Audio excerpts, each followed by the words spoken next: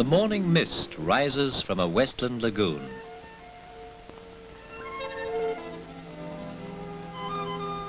It's springtime, and the rare white heron, sacred kotuko of the Maori people, returns once more to Waitangi-Roto, a remote bird sanctuary on the Okarito coast, and nowhere else in all New Zealand. White herons nest and rear their young, protected by natural isolation and the law of the land.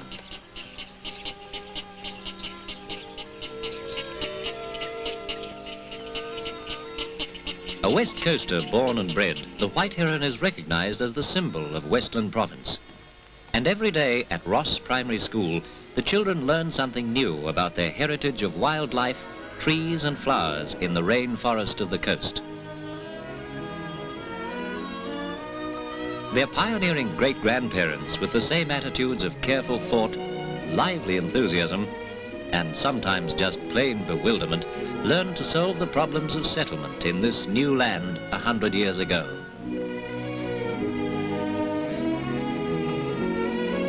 At Ross in the 1860s, they built their township on the richest gold-bearing ground in New Zealand, and the gold pan earned a precarious living for thousands of pioneer families.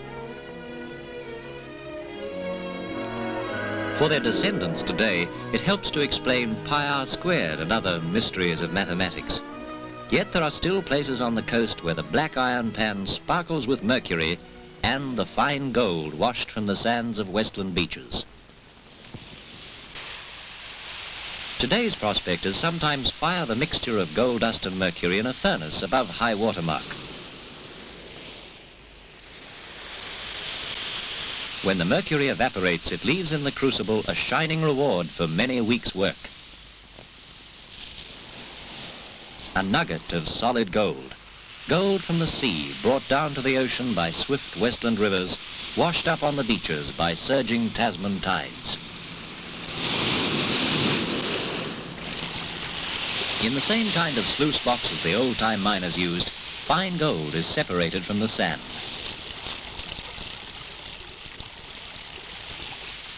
For this, a century ago, thousands of men and women came to New Zealand from countries overseas.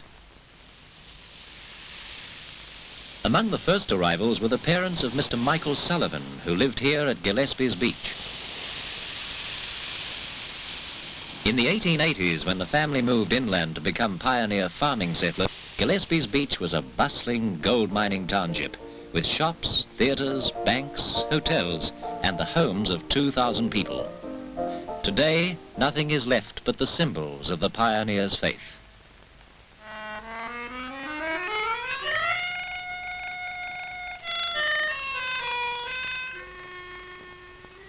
Mining finished at Gillespie's a long time ago, but a gold dredge is still working in the Terramacau Valley, the last of 40 giant machines once at work in the province.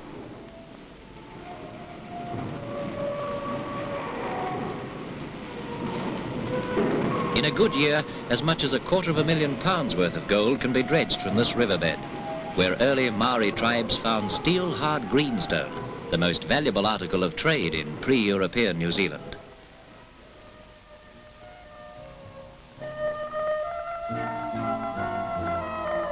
The Terramacau and Arohura still yield boulders of this beautiful jade, and in a greymouth workshop, greenstone, gold and silver pine are fashioned into distinctive Westland ornaments and jewellery.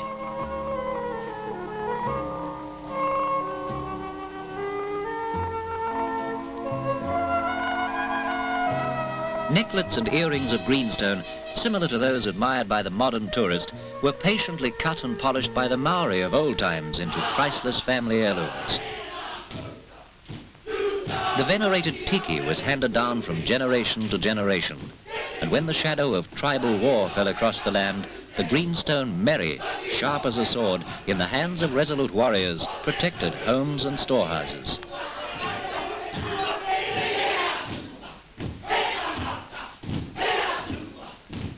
Woodworking tools of many kinds were also made from greenstone in the days before the white man brought steel to New Zealand. Days of brave deeds, recorded forever in the songs and stories of the Maori people.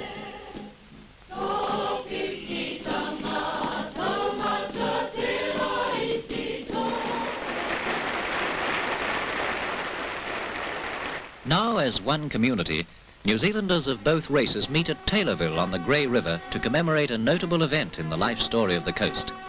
The discovery of coal by Thomas Brunner and his Maori guides in 1848. Walter Tainui, descendant of the great chief who was one of Brunner's friends, breaks a sample of coal from the original scene.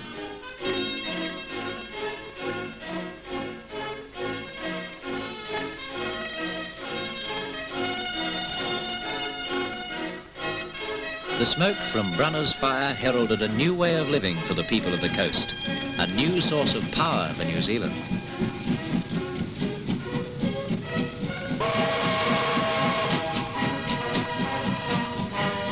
Across the province of Westland, townships began to grow, based on 200 million tonnes of coal reserves and the work of the Westland miner. Coal for New Zealand's industry and commerce. Coal to keep the home fires burning, and to provide the hard-earned wages of 2,000 men of the 20,000 people who now live in the province of Westland.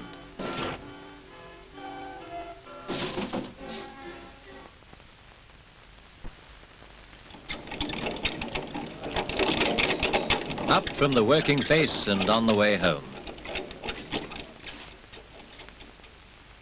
Back in the clear light of day, men of the early shift hear news of a sport which has been popular on the coast since the first meeting of the Westland Racing Club in 1865. The fan is back on the inside on the fence, and Rosalie is right out on the other. Just on 3/4 of a furlong left to go, and Ginger Mac and Appreciation, they're still the leader. Bafana's making up ground and going through the middle of these two. 50 yards to go. Bafana actually goes into the lead, and they race across the line. And Bafana would win, I do believe, and win by 3/4 of a length from Ginger Mac. A length to Appreciation and 2 lengths to Rosalie in 4th place. Wait for it, wait for the numbers to go up. And this time, up it goes. As the mainstay of Westland's economy, coal forms the bulk of outward shipments from the port of Greymouth. Most of it goes to the North Island.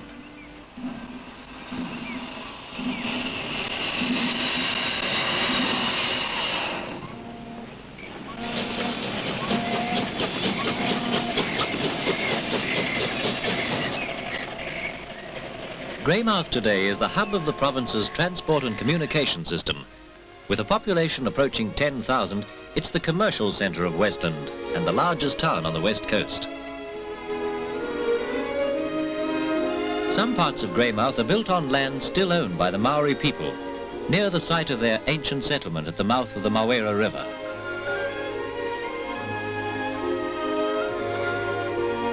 A few miles south is the scene of Westland's first gold strike, Kumara, where thousands of miners worked rich claims in the 1870s.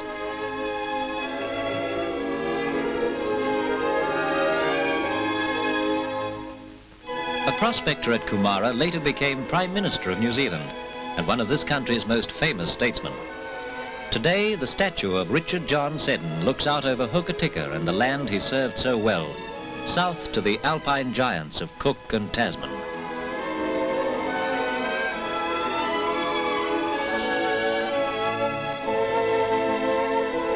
From Hokitika, the road to the mountains leads through the domain of Tane, Maori god of the forests.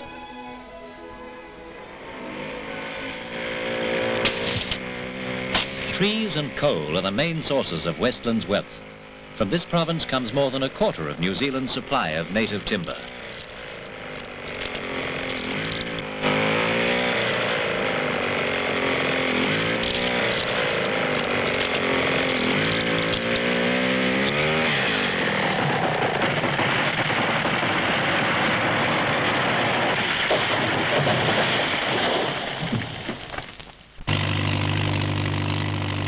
The principal timber tree, rimu or red pine, takes about 300 years to grow to maturity. Regeneration is slow, and one of the industry's main problems is to gear the rate of cutting out to the rate of regrowth, so that durable timber can always be harvested from Westland's native forests.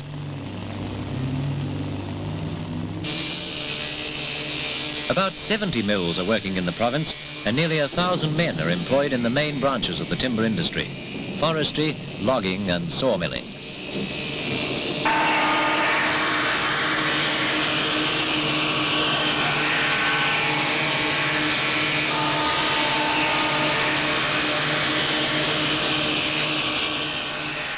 New mills are helping to develop areas of South Westland where better roads are opening up widespread resources of forest and farmland. And plenty of cut timber is needed for homes, farms and schools in growing communities.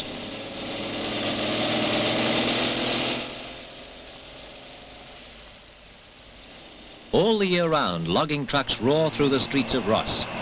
But in springtime, for one day, traffic is diverted and the town belongs to the children. Led by the Cockatoo Band in their old-time miners' uniforms, the children of Ross become the heroes and heroines of storybook and legend.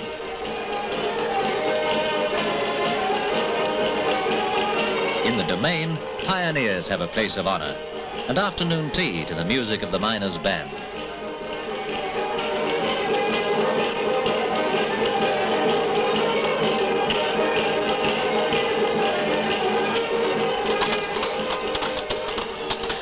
Axemen show their mettle in a chopping contest, a time-honoured Westland sport.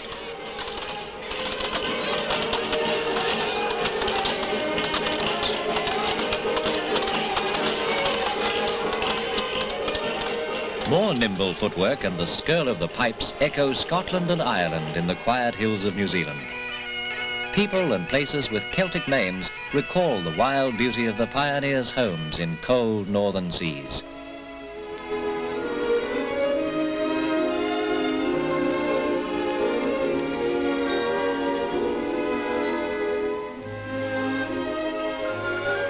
But here on the west coast of New Zealand, the climate is mild with occasional heavy rain. And although it is sometimes a bit wet at the Wataroa stock sale, Westland farmers realise the value of rain in terms of pasture growth and beef production. 42.15 first, 42.15 second time going down like all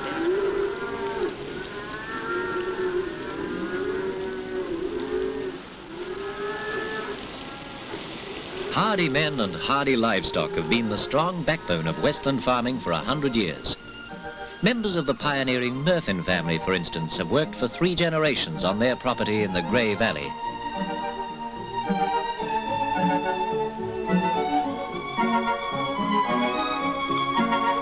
Beef cattle, ewes and fat lambs are run on the fertile river.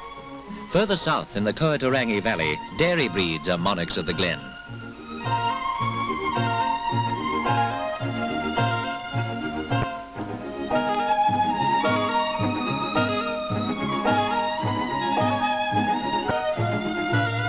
Many of the valley farms are owned and worked by families, like the McClellans, whose children are growing up with a healthy interest in life on the land.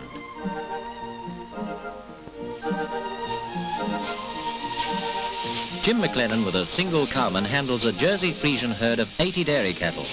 No easy job, even with milking machines and stock trained to the walk-through cow bale.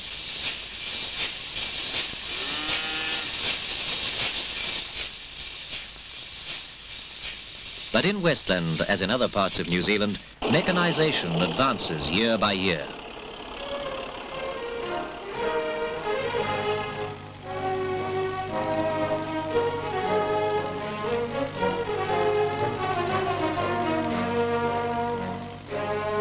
Men and machines on the farm, in the forest, and working in such basic industries as lime quarries are changing the rugged face of the province. In South Westland, the bushman with his chainsaw and the surveyor with his staff are clearing the way for massive road-making machines. 20th century monsters roaring through primeval forests.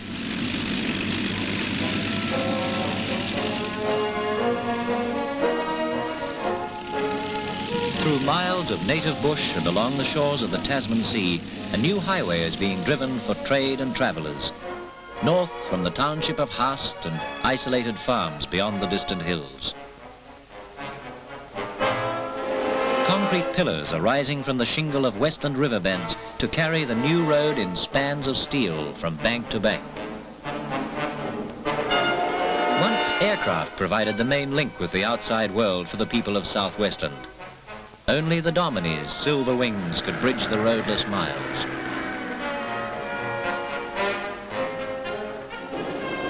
Soon, a highway will span the rivers and cut through the forest to link Westland with Otago and Canterbury and complete the road circuit of the South Island.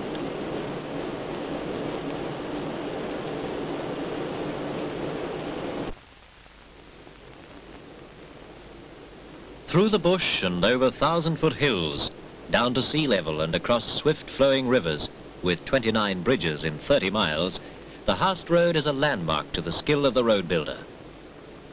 But for the deer hunter and fisherman, these hills and rivers offer a challenge to skill of another kind. Brown and rainbow trout abound in pools and streams, and where the rivers meet the Tasman Sea, shoals of whitebait are netted in springtime.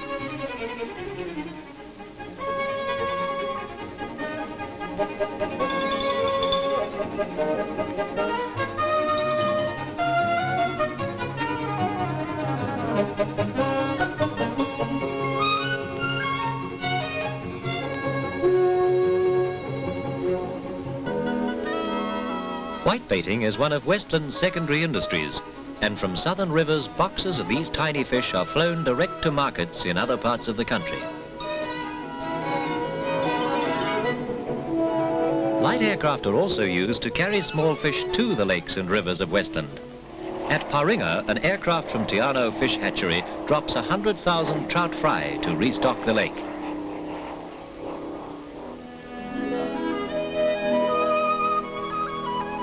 Wildlife rangers taking samples of the airdrop find that nearly all the young fish have survived their swift entry into the calm waters of Lake Paringa.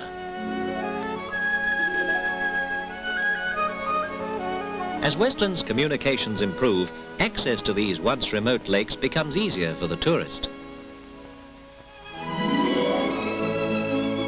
Youth hostels are being established in historic places such as Okarito, now almost deserted, where the old school begins a new life of service to young people.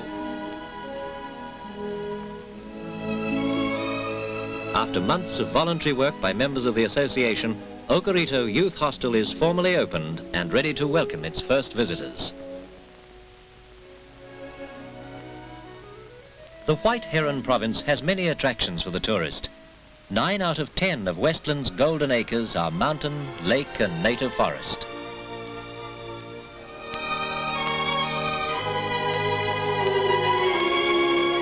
An Australian visitor photographs Cook and Tasman, New Zealand's highest mountains, first seen by Europeans 3 centuries ago when Abel Tasman surveyed from this coast a land uplifted high.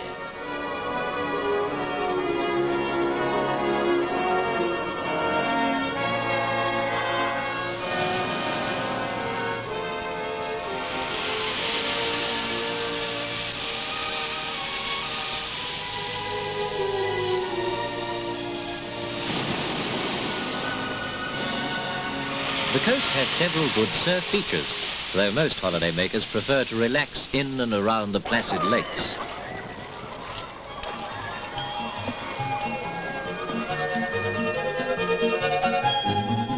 Only 12 miles from Hokitika, Lake Canary is a favourite place for sunbathing and swimming.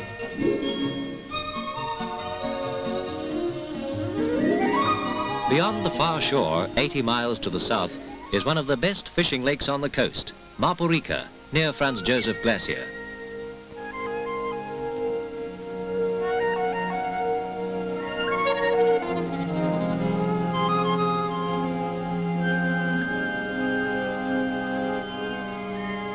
At Christmas time, rata blossom flares against the summer sky along the Franz Josef Road. Here, cars and tourist buses park on moraine once covered by the glacier. Throughout the temperate zones of the world, glaciers are slowly receding, opening up exciting new fields of study for the geologist and the botanist. And for the tourist at Franz Josef, the journey across riverbed moraine is well rewarded by the unusual experience of walking on a river of ice. The glacier falls 8,000 feet in its 8-mile course from the snowfields, constantly moving down at the rate of 12 inches a day towards the Waiho River.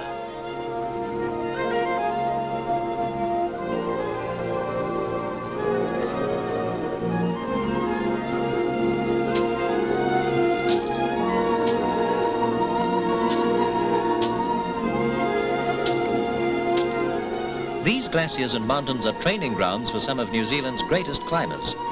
Foremost among the present generation, Sir Edmund Hillary took his first steps to the summit of Everest across the high snowfields of the Southern Alps.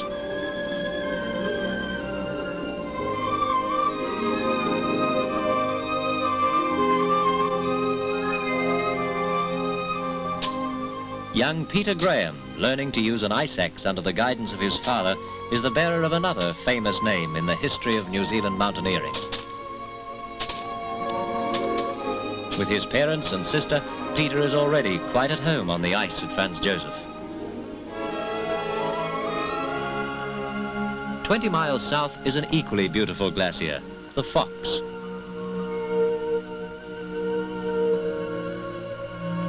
Here, the Fox Glacier Hotel nestles comfortably in the bush-clad foothills of the Alps, close to the brightest of many jewels in Westland's crown of native forest, Lake Matheson.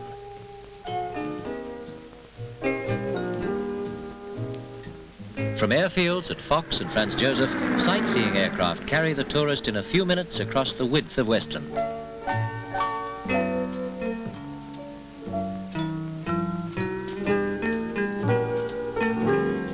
Flying along the coast where Cook's Endeavour sailed, the pilot turns his aircraft inland and takes his passenger into the spectacular alpine world above the snowline.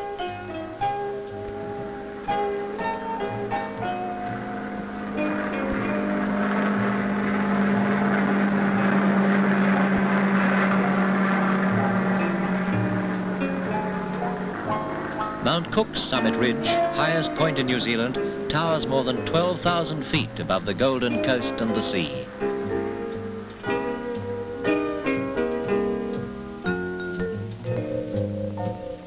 Below them now, the main divide, a great range of 10,000-foot mountain peaks, the high-pitched rooftop of New Zealand. Beyond, the vast snowfields, birthplace of the Franz Josef Glacier, and in the distance, flowing from the glacier, the Waiho River, framed in native bush.